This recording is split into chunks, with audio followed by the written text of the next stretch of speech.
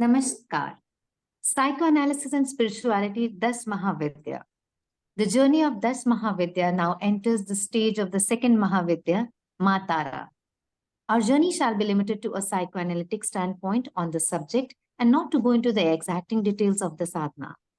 Our guide in the journey is psychoanalysis consultant, Mr. Himanshu Vaidya. Namaste, sir. Namaste.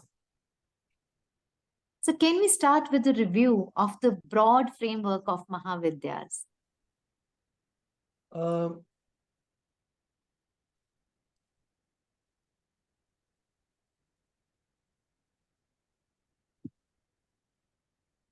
Just give me a moment, just one moment. Yeah.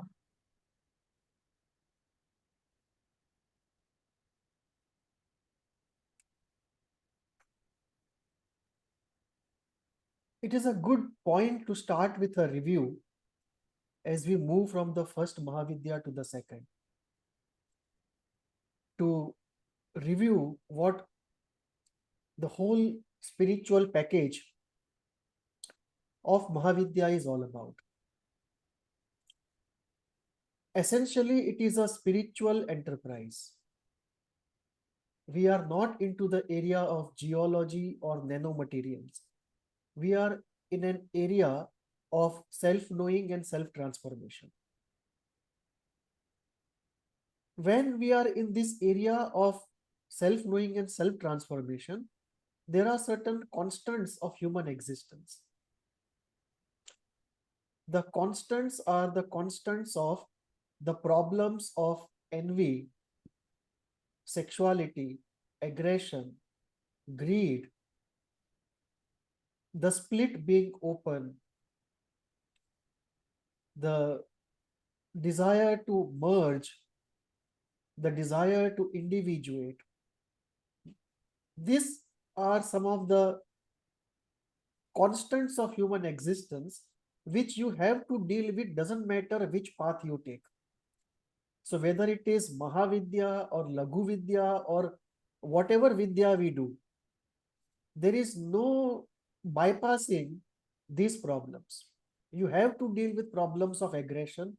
You have to deal with problems of sexuality. You have to deal with problems of object attachment. You have to deal with envy, greed, jealousy. You have to deal with problems of power. You have to deal with spiritual problems. There is no way you can escape this. Doesn't matter what path you take. So whether you take even the Hatha Yoga path, in some way or the other, you have to master these problems and transcend them. So this being the constant of human existence, Mahavidya has no choice but to deal with these things in some way. And the moment we say Mahavidya is a intense Vidya, it has to deal with all these elements in an intense, accelerated way. So you will be dealing with envy, you will be dealing with the split open, you will be dealing with the Oedipus in an accelerated way. And may not be directly, even in an indirect way, but you have to deal with it in some way. So we have to be very clear that whatever we deal with in psychoanalysis cannot be bypassed regardless of which method you utilize. Directly or indirectly, you have to solve the issues which we try to solve in therapy. And this is where Mahavidya addresses all these issues in a very different way. And all these issues that I listed out, you can locate them in different chakras, like aggression in the Muladhara, sexuality in the Swadhisthana, power issues in the Manipur, all the relationship and attachment issues in the heart chakra, inability to express our affects and our expressions in the throat chakra, schema problems in the Agnya chakra, all the mystical problems and the spiritual problems above the Agya chakra till the Sahasrara. So if you translate the elementals with which we deal with in psychoanalysis in terms of the chakra theory, you will have to say that Mahavidyas also purify the chakras in some way or the other. And all the major chakras have to be engaged with and purified through some Mahavidya, not necessary one to one. But in some way, each Mahavidya has to address some chakra, some elemental in that chakra. So this is one aspect of the whole Mahavidya, that it's an indirect way, but a very powerful and accelerated way of dealing with the same elementals which we can deal with in other ways also, but here in an intense and accelerated way. Number one. Number two, it's very important to know that if you look at all the psycho-spiritual schools and packages, you can classify them into two: the path of the yes and the path of the no. This is Osho's concept, not my concept. That you can divide all spiritual approaches into two: the path of the yes and the path of the no. In path of the no, you believe that the laws of nature are such that you cannot fundamentally transform human life, that it becomes very happy and ecstatic while living in the world. And there is no way you can change the world for a better in a radical way. And therefore, the only way out is to go for nirvana, liberate yourself, and escape from this world. So the only way out is goodbye. You cannot be in the world, engage in the world, and continue to be happy or blissful. So that is the path of the no, which ultimately leads to a goodbye. Then there is a path of the yes, which is based upon the significance of the temporal. That whatever we do, it may have only a temporary life, that you create a new institution by investing 10 years, then some bad director comes and he destroys the institution. You become the prime minister, you create a good policy, after 10 years somebody else comes and reverses the policy. So essentially you are dealing with the temporal.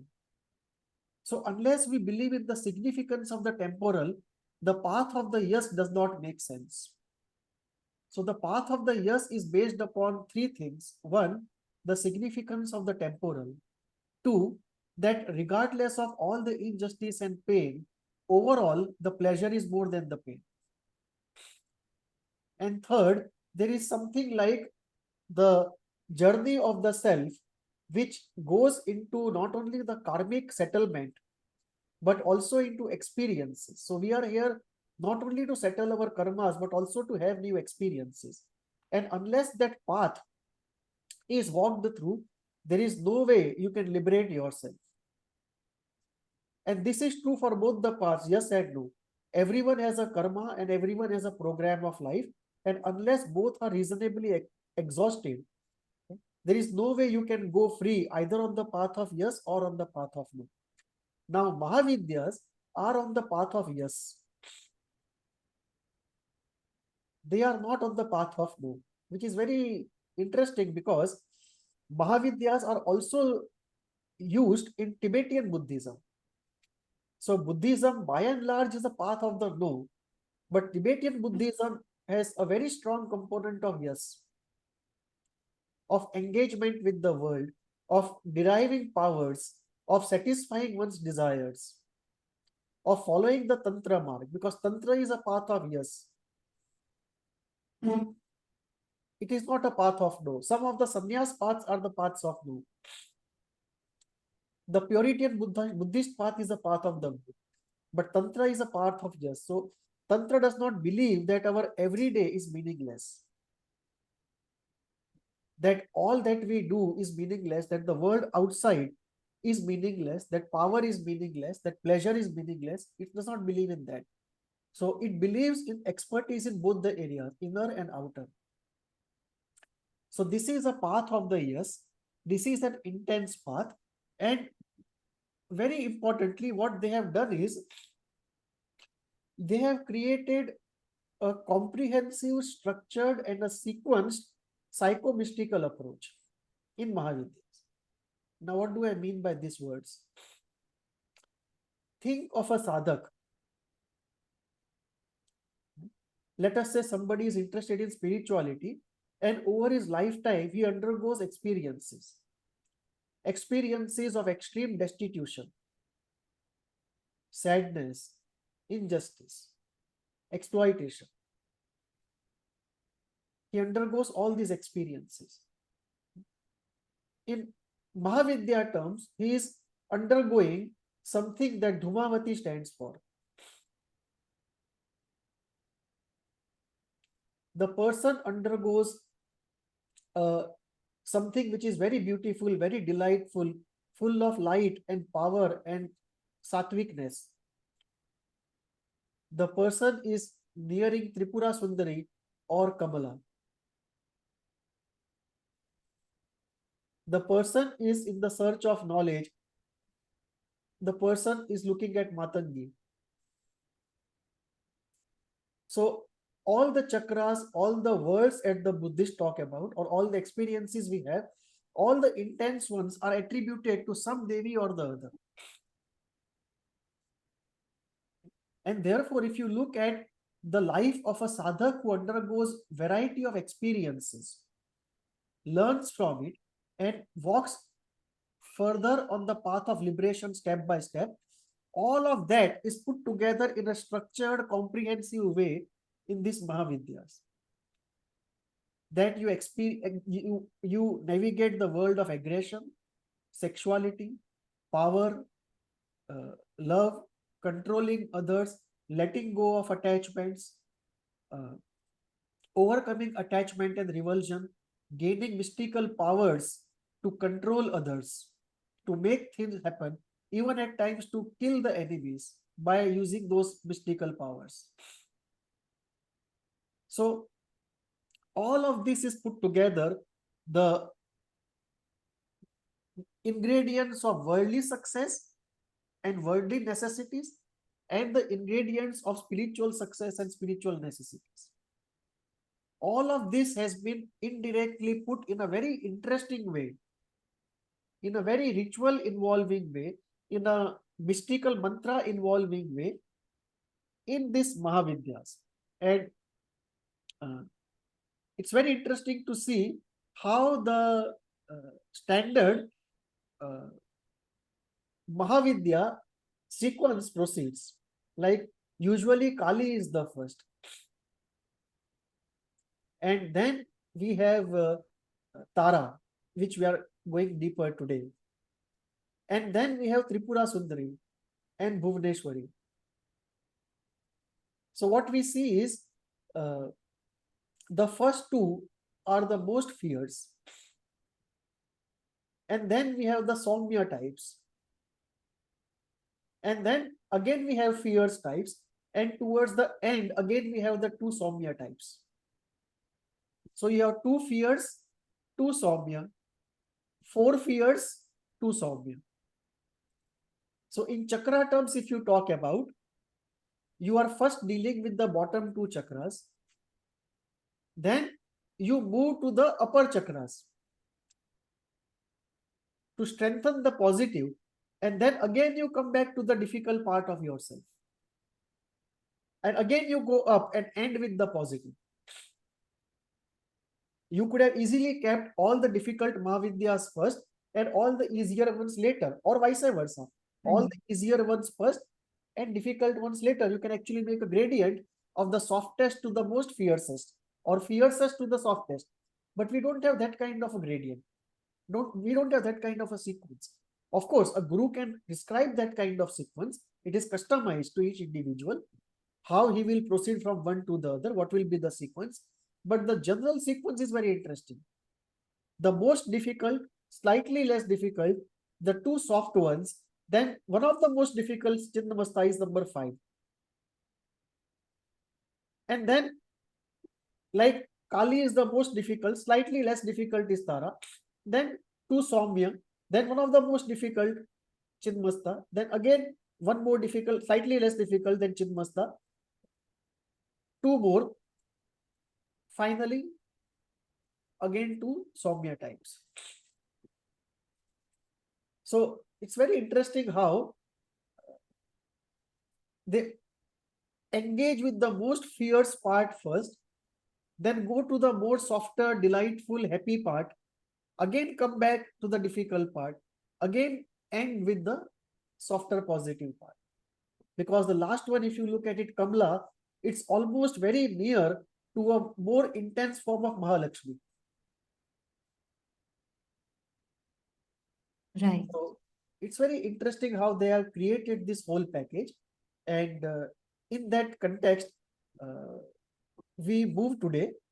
We did Kali last time, and today we move from Kali to the second Mahavidya, the Tara. Tara. So, as you said, the first Mahavidya was Kali, and today we're moving with the second, Tara. How do we understand the transition? It's very interesting because it's very philosophical. Okay.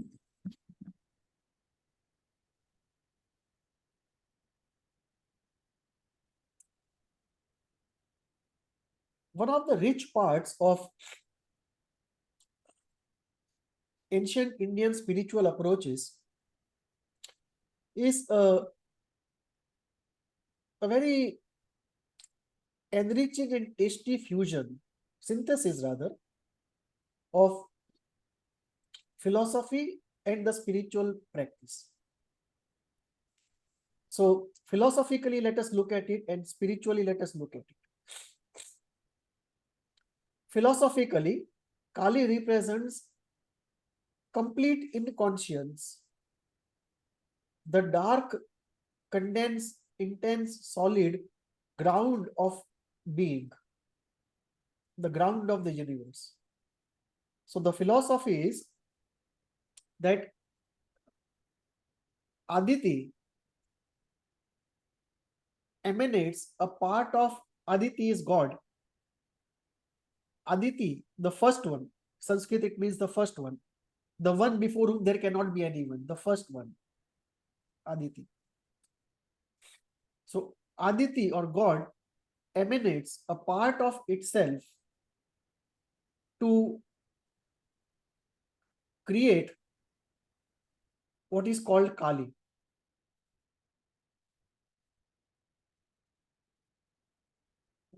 And from Kali, slowly the whole universe emerges. This is one philosophical way of looking at it.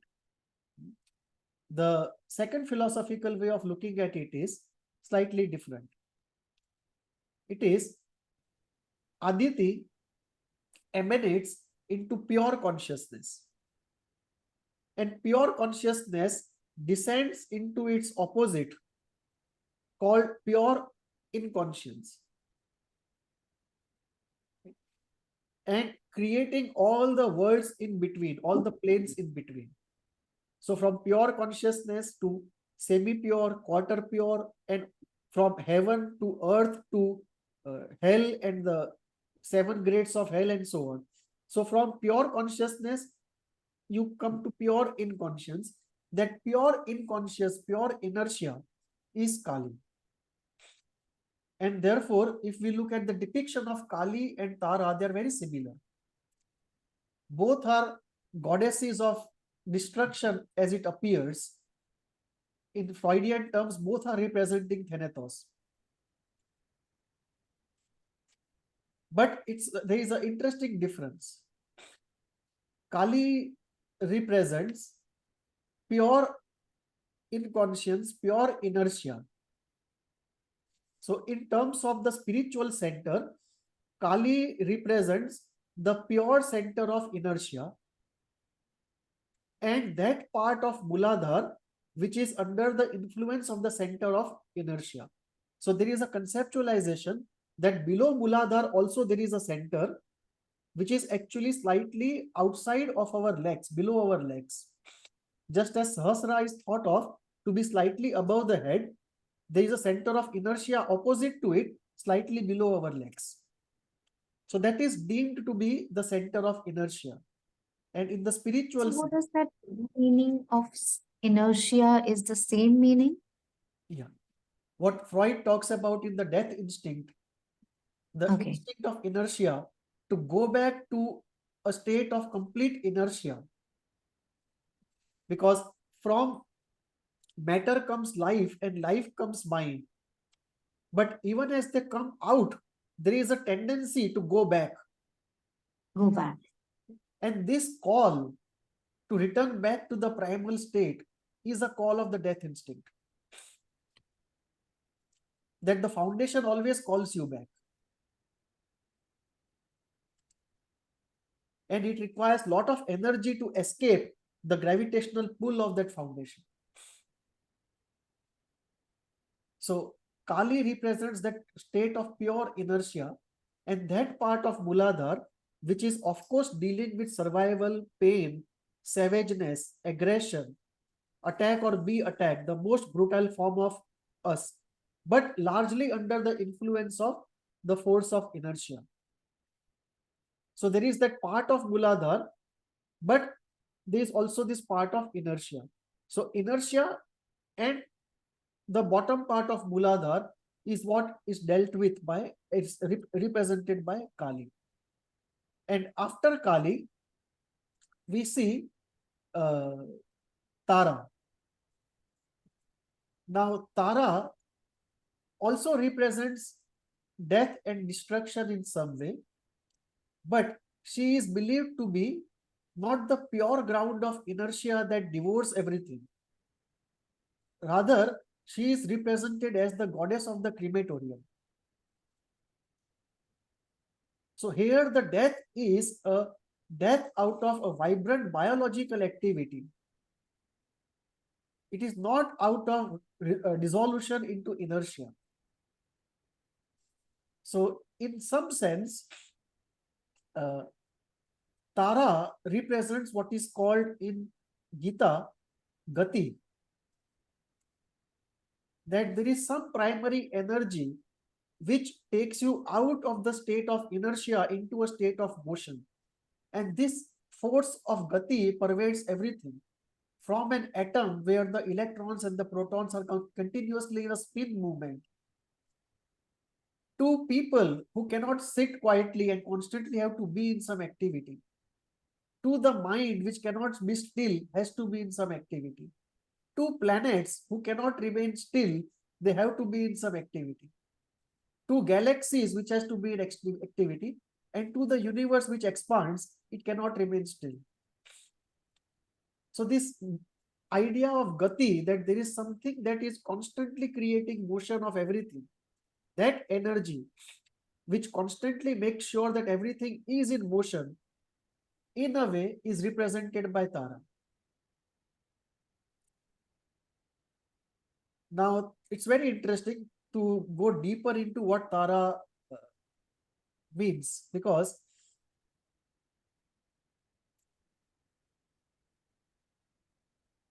Tara is visualized very differently.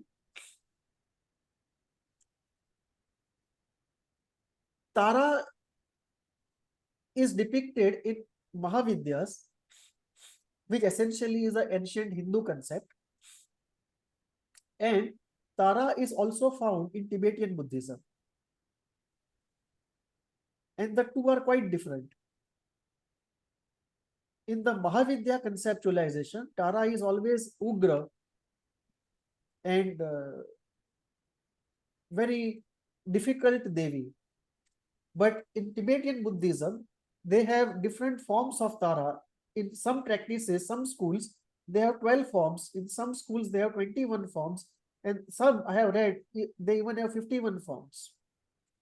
And they have all forms of Tara from Soumya to Ugra. So that is one part. The second part is the depiction of Tara, the story of origin. That also is different. In the Buddhist conceptualization, Tibetan conceptualization, Avalokiteshvara is about to go into Nirvana and leave this world. And everyone is crying that who will look after them, who will guide them when he goes away. But he knows that his time has come. So out of compassion, he sheds some tears, and out of the tears comes out Tara. that after Avalokiteshvara goes away, Tara will take care of people. And Tara is depicted as a goddess who will take care of you if you are in the middle of a difficulty. Assume you are voyaging in a sea and you don't know where to go and you are out of supplies. At that point, you remember Tara to take you to the shores. So Tara essentially is the one who takes you to the shores where you are in the difficulty of an ocean. It's almost like, on this point, it's almost like a intense feminine form of Ganeshji, the obstacle remover, the protector.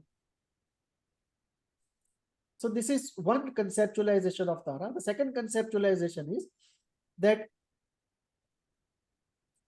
Kali existed for centuries, and then Aditi blessed Kali, and from that blessing, a star came out of that dark mother matrix, and that star with a flame inside of it is Tara. So in a way, it is coming into being of creation from the ground of total inertia. And the energy of Tara, of course, then is the energy of Aditi. It's only that energy that can escape the gravity of Kali. So this is the philosophical conceptualization. And in that sense, Tara is less fierce, slightly, relatively speaking, than Kali, and less fundamental than Kali. And in terms of chakra, Kali deals with the chakra of inertia and Muladhara chakra, and Tara deals with Muladhara chakra and Swadhisthana chakra. In Tara, you start seeing for the first time, first the color is different. Kali is dark black and Tara is blue. And in case of Kali, you don't see any activity, but in case of Tara, you see the crematorium with flames, right, breaking the darkness and representing an activity of Agni. So you're still dealing with the dark part of Thanatos, but now there is Agni in that area. So compared to Kali, we have more Rajas in Tara, and we also have the sexual aspect, that when we are doing the sadhana of Kali, we rarely think of sexuality. But if you be with Tara for a long time, the sexual thoughts start up in you. And then there is this conjunction given that if you are worshipping Tara, worship her as your mother. Don't try to worship her as your wife or a lover. But those thoughts do come up. The thought of, thought of dominating as a man a very powerful woman. At least to a male mind, these thoughts do come up. And therefore, in that sense, while there is castration anxiety, there is death anxiety, but the sexual center also is activated. So when we look at the center point from point of the centers, chakras, Tara deals with Muladhara and Swadhisthana. Whereas Kali essentially is dealing with center of inertia and some part of Muladhara. So these are Can it be also owing to the, as you explained in the beginning, that it is to do with the movement from the death to some movement from the stillness to something more alive, and sexuality is one of the ways humans reproduce. So getting into the womb, so there can be a kind of a state of mind which is fundamentally with Panch Mahabhuta takes up in the form of sexual energy, which is to bring a life into existence. Can that be one of the channels for the sexuality and the urges beyond psychological aspect towards the fundamental elements of Panch Mahabhuta? Yeah. And formation of moon? Yes, because the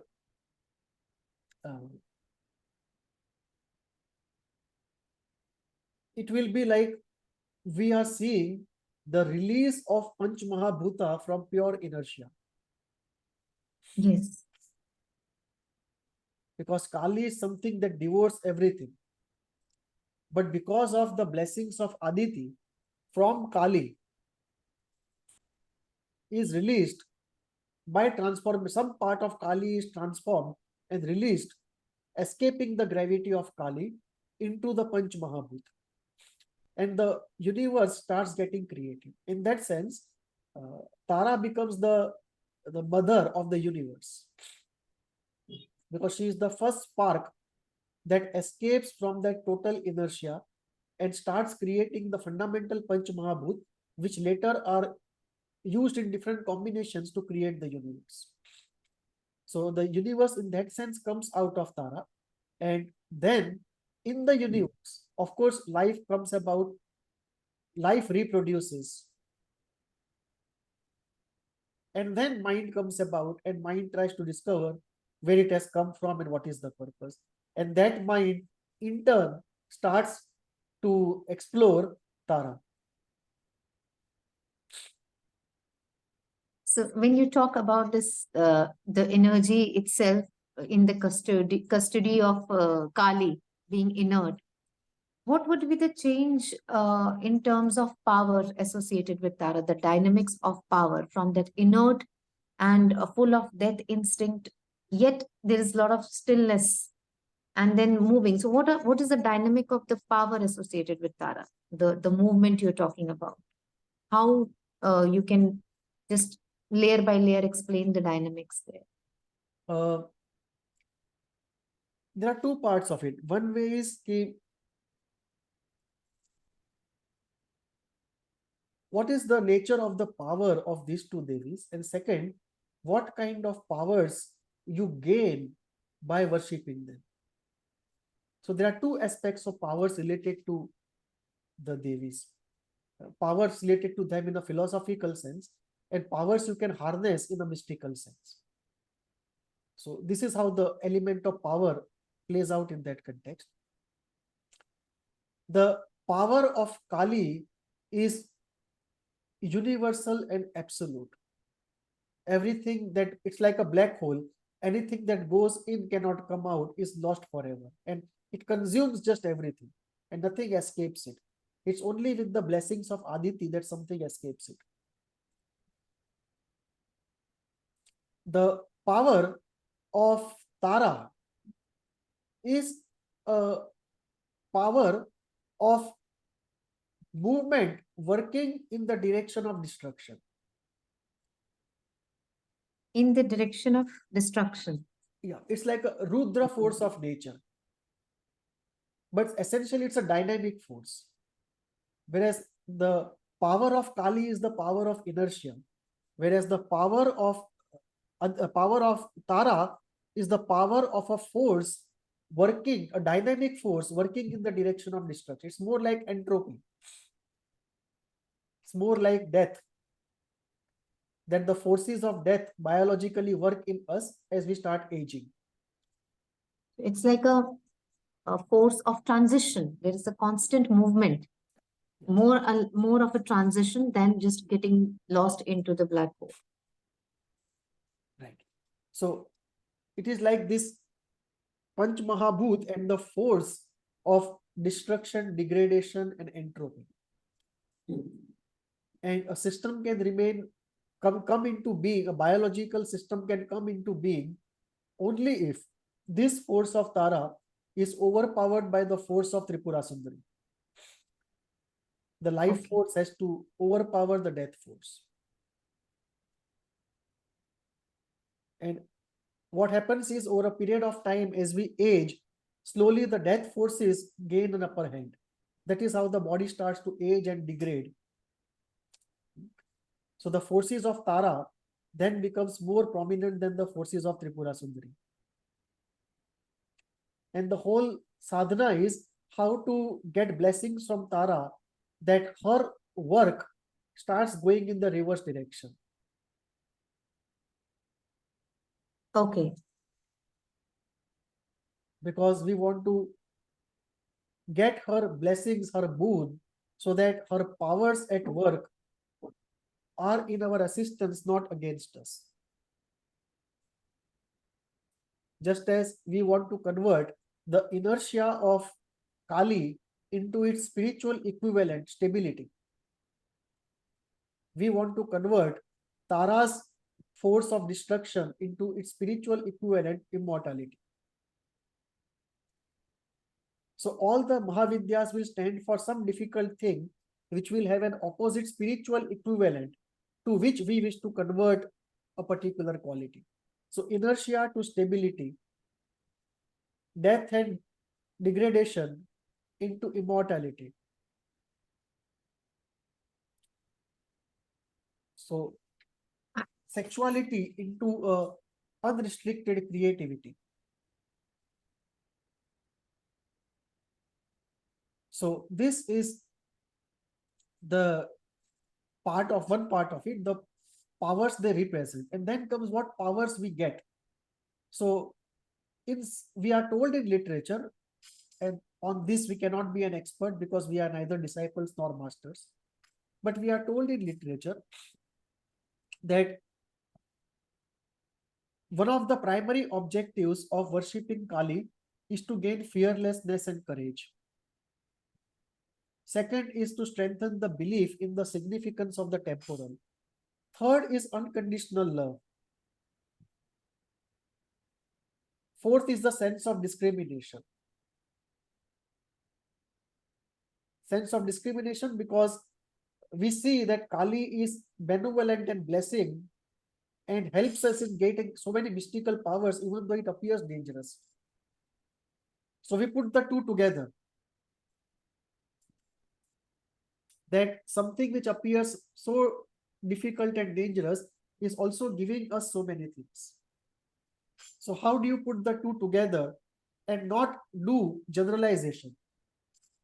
So it gives a sense of discrimination, stops us from overgeneralization, gets us into reality acceptance, that this is how reality will be. You will not have anything all good and all bad. And slowly from reality acceptance to unconditional love. So this is what we get from Kali. We also get a very fine sense of discrimination, Vivek. We also look at its opposite, absolute freedom, because this is like a black hole, Kali. So we look at the idea of absolute freedom, and we look at the spiritual equivalent of oceanic oneness. With Tara, we are looking at more optimized freedom. We are not looking at extremes.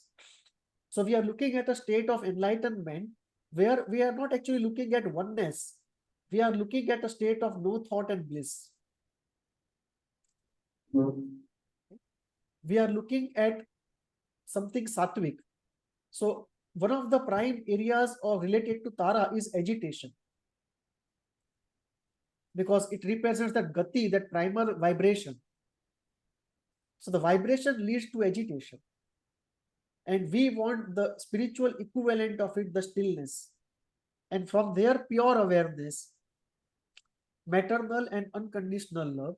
And the Bija mantra is Trim, which also brings up the feminine element, the sexual element.